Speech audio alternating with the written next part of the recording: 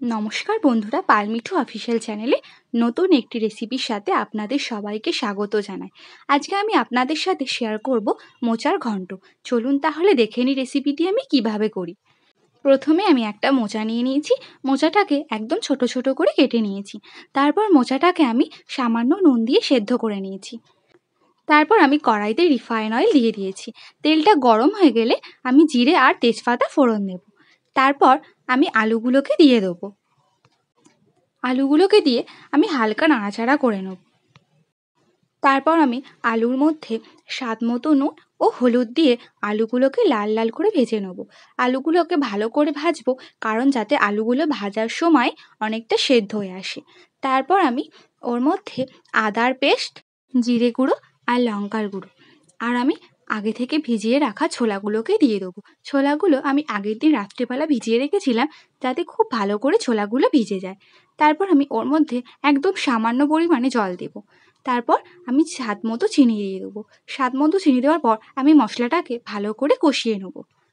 কিছুক্ষণ কষিয়ে নেওয়ার পর আমি আগে থেকে সেদ্ধ করে রাখা মোচাটাকে এবার দিয়ে দেবো। তারপর মোচাটাকে আরেকটু কষিয়ে নেব। এবার আমি নারকেল কোড়াটাকে দিয়ে দেবো। নারকেলটা আমি কোড়ানোর পর বেটে নিয়েছিলাম, যাতে একদম মিহি হয়ে যায়। তারপর হালকা নাড়াচাড়া করে আমি দুধ দিয়ে দেবো। আমি এখানে আমুল দুধটা গরম জলের সাথে গুলে তারপরে দিয়েছি। আপনারা গরুর দুধ বা মাদার ডেয়ারি দুধ দুটোই ইউজ করতে পারেন। তারপর খুব ভালোভাবে নেড়ে নেব। তারপর আমি পরিমাণ মতো জল দিয়ে দেবো। আপনারা যেমন ঝোল খেতে পছন্দ করেন সেই অনুযায়ী জল দেবেন। এবার আমি 1 চামচ গরম মশলার গুঁড়ো ও 1 চামচ ঘি দিয়ে ভালো করে মোচার সাথে মিশিয়ে নেব। একটু নেড়ে নিয়ে আমি এবার নামিয়ে নেব।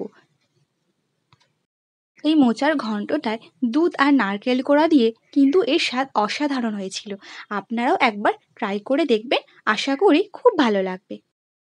আর রেসিপিটি কেমন লাগলো জানাতে কিন্তু একদমই ভুলবেন না। আর ভালো লাগলে লাইক শেয়ার সাবস্ক্রাইব করে পাশে থাকবেন।